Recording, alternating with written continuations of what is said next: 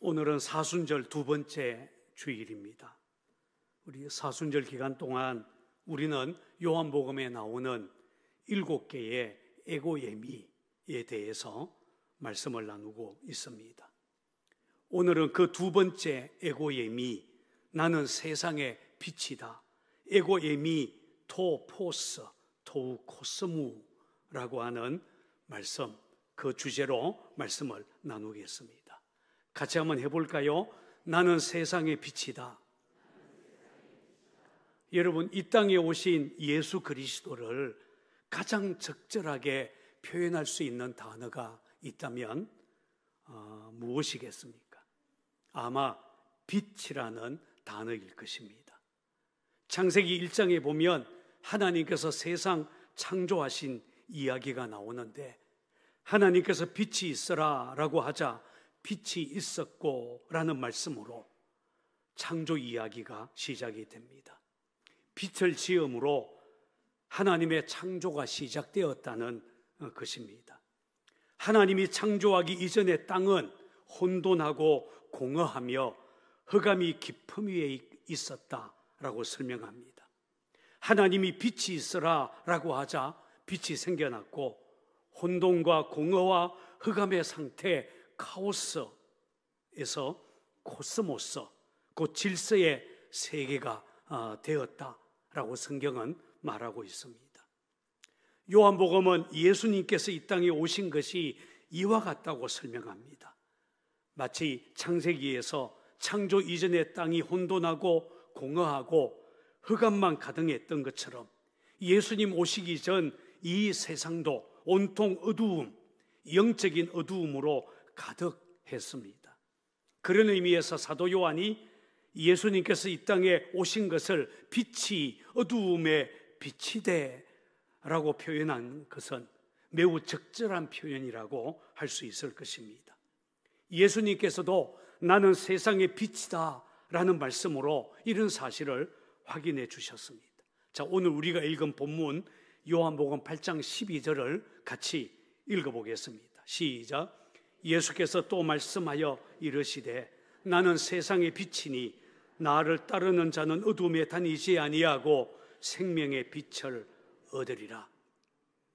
여러분, 예수님께서 이 말씀을 하신 것은 초막절날 성전에서 하신 말씀입니다.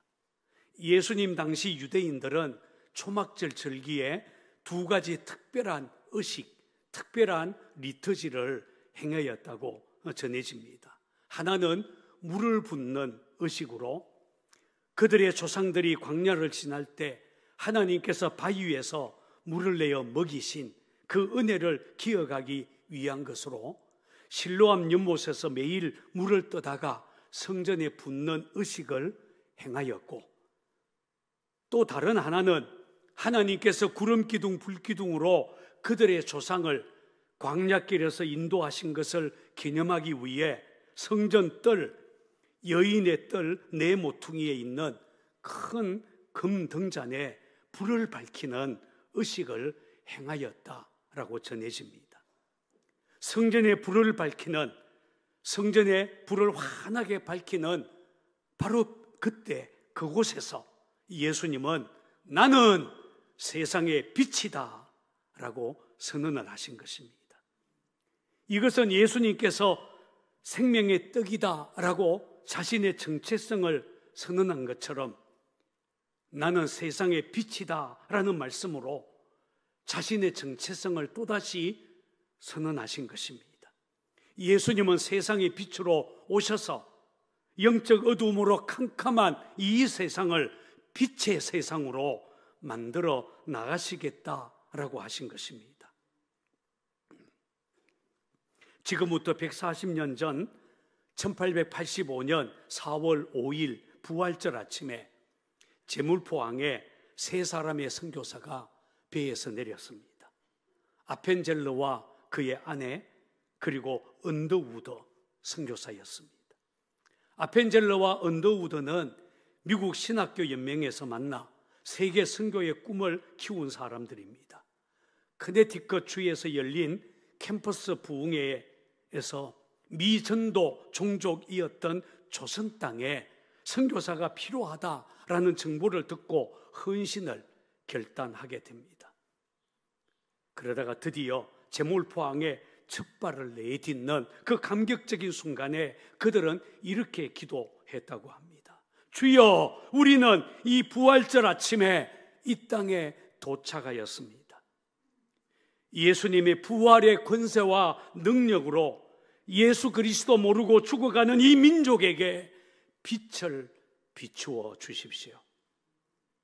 그들이 기도했던 대로 이때부터 우리 민족, 우리나라에 예수 그리스도의 빛이 비춰지게 되었습니다. 한 나라만이 아니라 한 개인도 하나님의 빛을 경험할 수 있어요. 구약 성경에 보면 모세가 바로 하나님의 빛을 경험했습니다.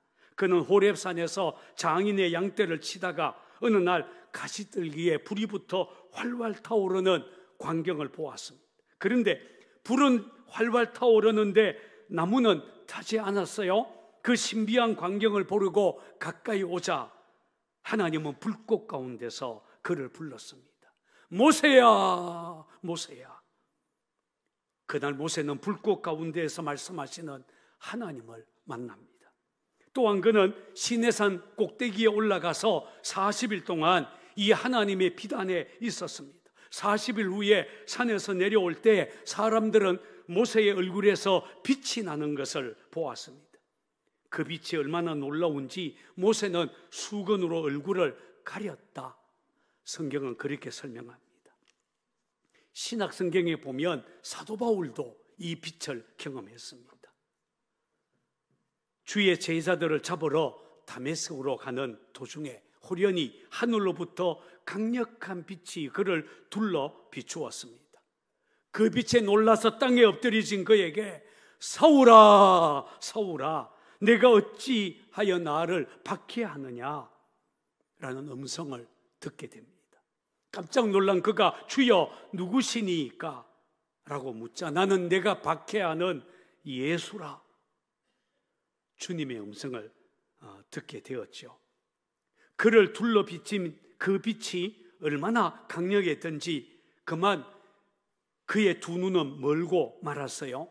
나중에 아나니아라는 사람이 와서 그에게 안수할 때 눈에서 비늘 같은 것이 벗어지면서 다시 보게 되었고 그 후에 그는 전도자 바울로 변화되었습니다. 초대 예루살렘 교회 7 집사 중에 하나였던 서대반도 이 빛을 경험했습니다. 공회 앞에서 예수님을 전하고 순교하는 순간 그의 얼굴이 천사의 얼굴처럼 빛나게 되었다고 성경은 말합니다.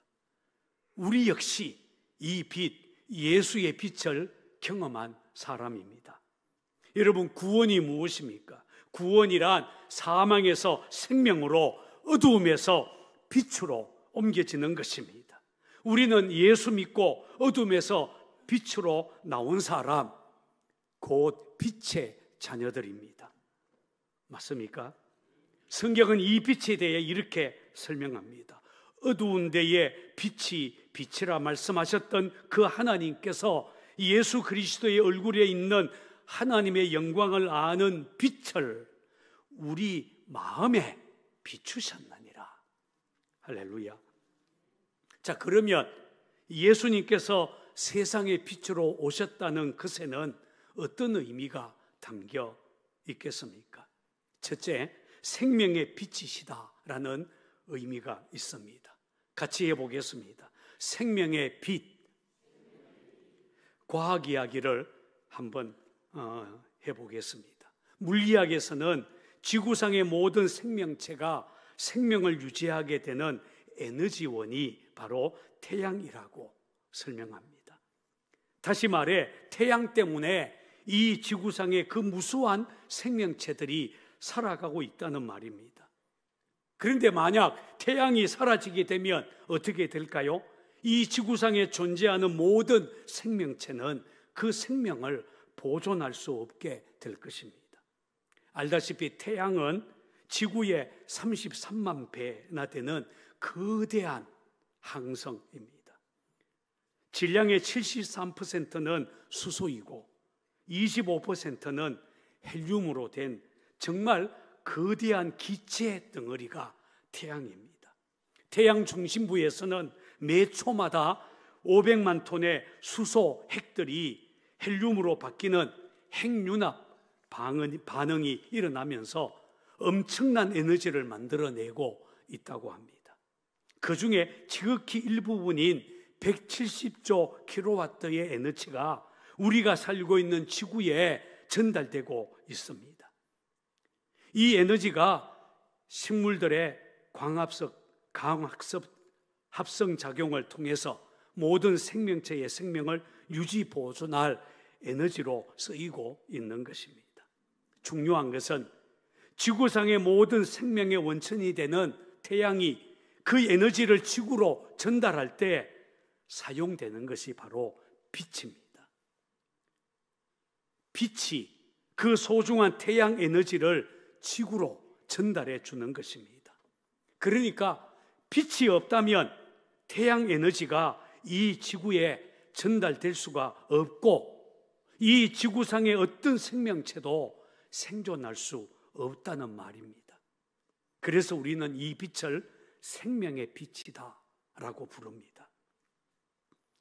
여기에 예수님께서 나는 세상의 빛이다 라고 하신 뜻이 담겨 있습니다.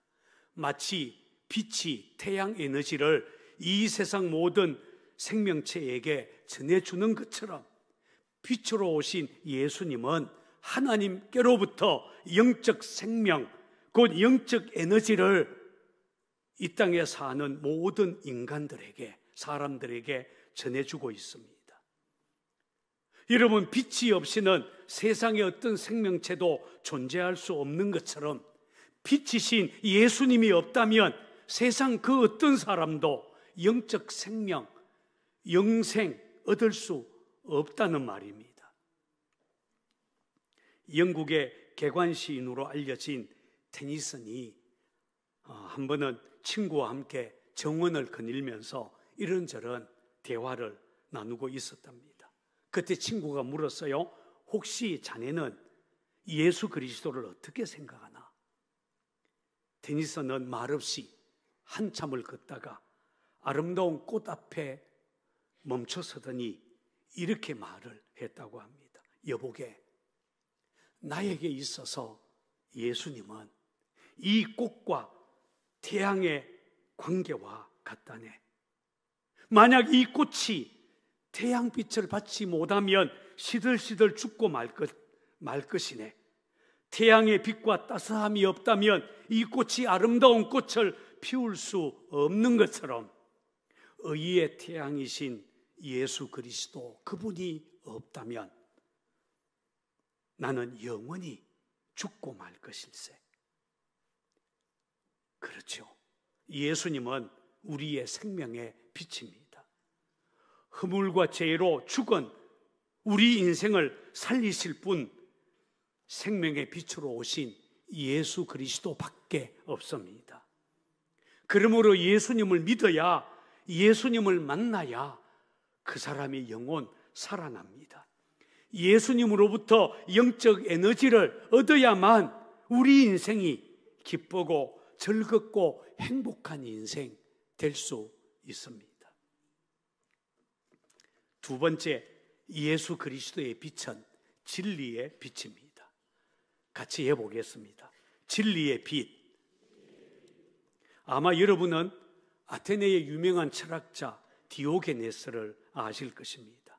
그는 그가 남긴 일화, 에피소드로 인해 유명하게 된 사람이에요. 한 번은 그가 밝은 대낮에 등불을 켜고 아테네 거리를 활보하고 있었답니다. 너무나 어처구니 없는 행동에 사람들이 물었어요. 도대체 이 밝은 대낮에 왜 등불을 켜고 다니십니까? 그때 디오게네스가 이렇게 대답했다고 합니다. 세상이 너무 어둡기 때문이다. 나는 어둠을 밝힐 사람, 정직한 사람 찾고 있다. I am just looking for an honest man 이라고 대답을 했다고 하죠. 여러분, 세상이 어둡다는 말 동의하십니까? 요즘 우리 사회는 여러 면에서 점점 어두워가고 있습니다.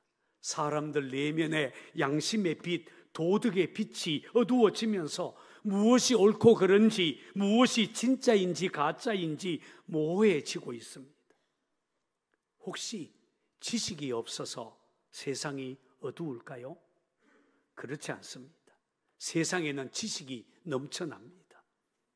요즘에는 인터넷을 통해 하루에도 셀 수 없을 정도의 정보들이 만들어지고 유통되고 있습니다. 그러나 물천지인 바다에서 마실 물을 찾을 수 없는 것처럼 이런 지식의 홍수 속에서도 참된 진리 찾기란 쉽지 않습니다.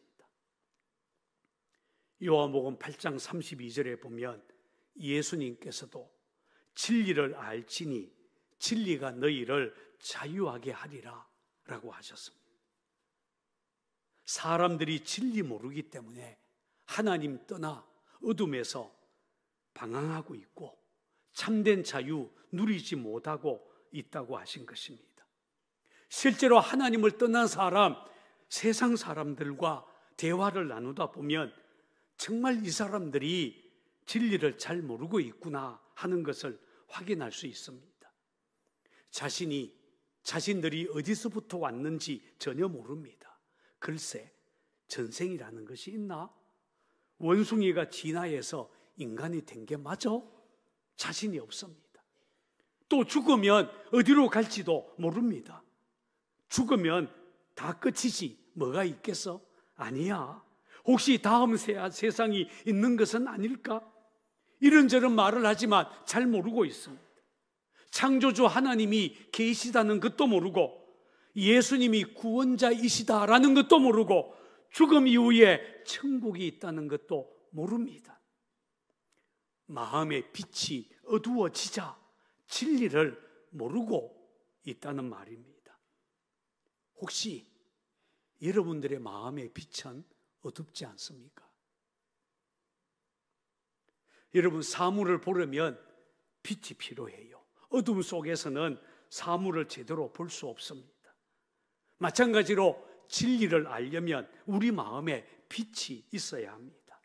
마음에 빛이 없으면, 비치지 않으면 결코 진리가 무엇인지 알 길이 없습니다. 그 빛이 무엇입니까? 진리를 알도록 세상의 빛을 비추시는 분 누구십니까?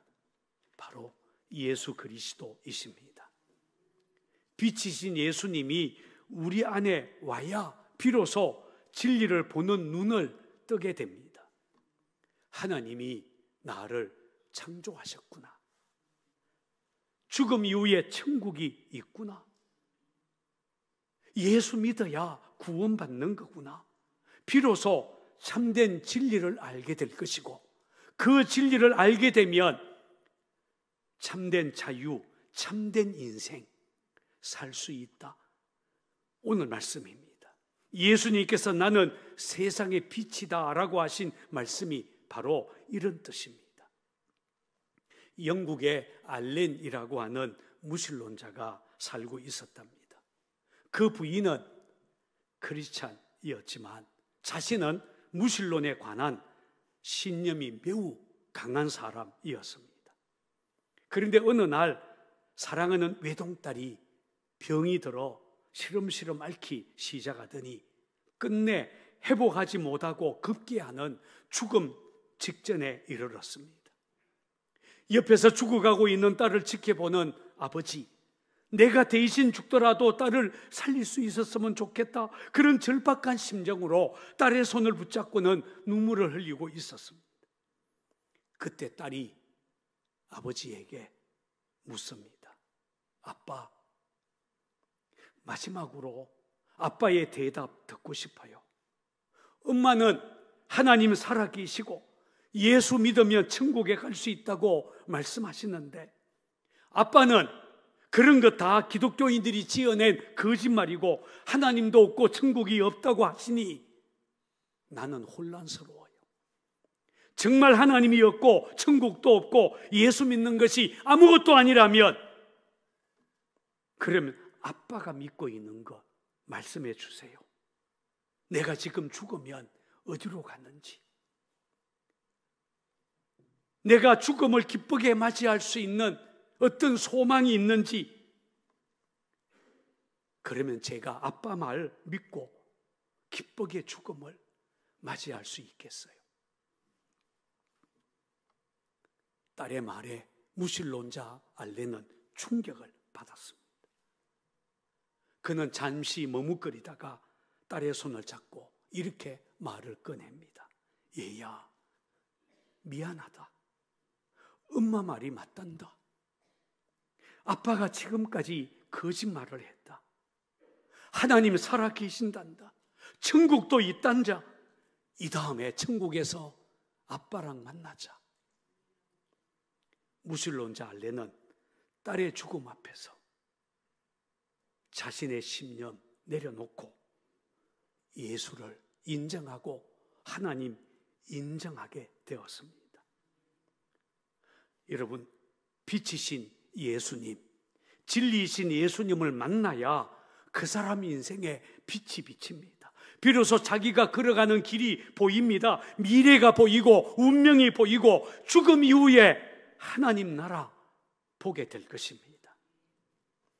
그러면 여러분, 예수님의 빛이 우리에게 비치게 하려면 어떻게 해야 하겠습니까? 우선 우리는 참빛으로 이 땅에 오신 예수님을 영접해야 합니다. 요한복음 1장 9절에서 12절, 자, 같이 한번 찾아서 읽어보겠습니다. 시작. 참빛 곧 세상에 와서 각 사람에게 비추는 빛이 있었나니 그가 세상에 계셨으며 세상은 그로 말미암아 지은 바 되었으되 세상이 그를 알지 못하였고 자기 땅에 오매 자기 백성이 영접하지 아니하였으나 영접하는 자 곧 그 이름을 믿는 자들에게는 하나님의 자녀가 되는 권세를 주셨으니. 할렐루야. 빛이신 예수님을 영접해야, 여러분 마음을 열고 그 빛을 내가 받아들여야 그 순간 우리는 빛의 자녀, 하나님의 자녀가 됩니다. 아니, 자녀의 권세, 어두움의 권세를 이기는 영적 권세를 가지게 된다. 성경은 그렇게 말씀합니다. 우리가 잘 아는 성화 중에 홀맨 헌터가 그린 세상의 빛이라는 유명한 그림이 있어요. 자, 지금 방송실에서 보여주고 있는 거예요. 이 그림을 보면 예수님께서 지금 등불을 들고 굳게 닫힌 문 밖에 서 있습니다. 이 문 주변을 보면 넝쿨이 아무렇게나 늘어져 있어서 이 문이 오랫동안 닫혀 있었다라는 것을 짐작할 수 있어요. 흥미있는 것은 이 문에는 손잡이가 없다는 거예요. 밖에서는 문을 열고 들어갈 수 없습니다. 안에서 열어주어야만 들어갈 수가 있어요. 그래서 예수님은 이렇게 말씀하십니다. 볼지어다 내가 문 밖에 서서 두드리노니 누구든지 내 음성 듣고 문을 열면 내가 그에게로 들어가 그와 더불어 먹고 그는 나와 더불어 먹으리라. 홀맨 헌터는 이 말씀을 근거로 세상의 빛이라는 이 그림을 그렸다고 합니다. 우리의 마음의 문을 두드리는 예수님을 향해 마음을 열라는 것입니다. 빛이신 예수님이 우리 안에 와야 어두움이 떠나가게 됩니다.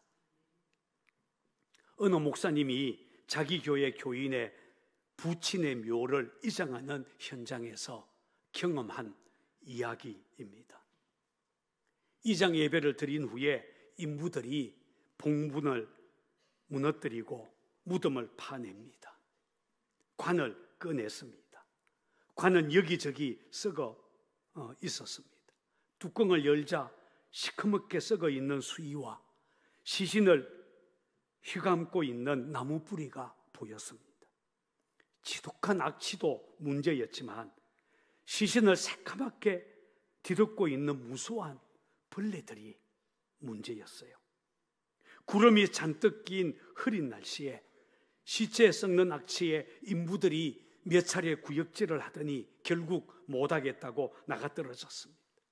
돈도 좋지만 더 이상 못하겠다는 것입니다. 상주인 교인이 목사님을 쳐다봤습니다. 이런 일은 상주가 하는 거예요. 말은 꺼냈지만 상주가 너무 안쓰럽게 보여서 목사님이 팔을 걷어붙이고 벌레들을 쫓기 시작합니다. 그런데 아무리 쫓으려고 해도 시신을 뒤덮은 벌레들은 도무지 떨어지지 않았습니다. 그런데 그 순간 구름에 가려있던 태양이 얼굴을 내밀면서 햇빛이 그 관 속에 비치기 시작했습니다.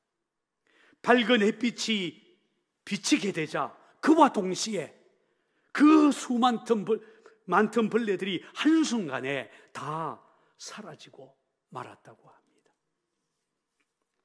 여러분, 저와 여러분들의 마음속에 얼마나 많은 탐욕의 벌레, 죄악의 벌레들이 울글거리고 있는지 우리 자체는 잘 알고 있지 않습니까? 언제 내 안에 이 죄악 덩어리, 탐욕과 죄악의 벌레들이 다 사라지게 되겠습니까? 예수의 빛이 비춰져야 됩니다. 세상의 빛으로 오신 주 예수께서 우리 안에 오셔야만 내 어두운 마음에 온갖 죄악들, 온갖 어두운 것들 사라지고 환하게 하나님의 빛으로 채워지게 될 것입니다. 그리고 이렇게 빛으로 오신 예수님 영접했다면 그 다음에 할 일이 하나 더 있습니다. 바로 빛이신 예수님을 따르는 일입니다. 여러분, 요즘 우리는 밝은 빛 속에서 살아가고 있습니다. 밤이라도 두렵지 않는 것은 대낮같이 밝은 빛 속에서 밝은 전기불이 우리에게 있기 때문입니다. 등불만 있어도 한밤중이라도 길을 잃지 않습니다. 마찬가지로 빛이신 예수님이 우리에게 오시면, 우리가 빛이신 주님을 따라가면 더 이상 어두움에 다니지 않고 우리 인생의 길이 밝아지게 될 것입니다. 그래서 주님은 나를 따르는 자는 어두움에 다니지 아니하고 생명의 빛을 얻으리라 라고 하셨습니다. 근데 여기서 따르다로 번역된 헬라어는 아콜루덴이라고 하는데, 어떤 주석가는 이 동사가 미완료 시제라고 설명을 합니다. 미완료 시제란 계속 지속되고 있다라는 의미입니다. 따라서 여기서 나를 따르는 자란 예수 따르기를 멈추지 않는 사람, 계속 예수의 빛 안에 있는 사람이라는 뜻이 됩니다. 그렇게 예수님을 계속 따르면 어둠에 다니지 않고 생명의 빛이 그의 인생을 이끌어갈 것입니다. 우리 중에는 예수님 따르기를 포기하거나 일시적으로 중단한 사람들이 있을 수 있어요. 그렇게 되면 잘 알아야 될 것은 영적인 중립 상태에 놓이는 것이 아니라 즉시 어두움의 세력 사단에게 붙잡혀 어두움으로 끌려가게 된다는 사실입니다. 영적인 중립 상태란 없습니다. 그래서 사도 바울은 에베소 교회에 보낸 편지에서 너희가 전에는 어두움이더니 이제는 주 안에서 빛이라, 빛의 자녀처럼 행하라. 빛의 열매는 모든 착함, 의로움, 진실함에 있느니라. 너희는 열매 없는 어두움의 일 참여하지 말고 도리어 책망하라 라고 권면을 하고 있습니다. 여러분, 예수님은 빛으로 이 땅에 오셨습니다. 그 빛으로 나오는 사람은 생명을 얻게 될 것이고 참된 진리 발견하게 될 것입니다. 사단은 우리 안에 어두움으로 자꾸 채우려고 하지만 예수님은 우리에게 생명의 빛, 진리의 빛을 비춰주십니다. 그러니 오늘 저와 여러분들의 몸과 마음, 영혼 깊은 곳까지 예수의 빛이 가득 채워져야 하지 않겠습니까? 빛이신 예수님 받아들이고 그 빛을 따라 살아가다가 올바른 인생의 길을 걸어가는 저와 여러분이 되기를 주의 이름으로 축원을 드립니다.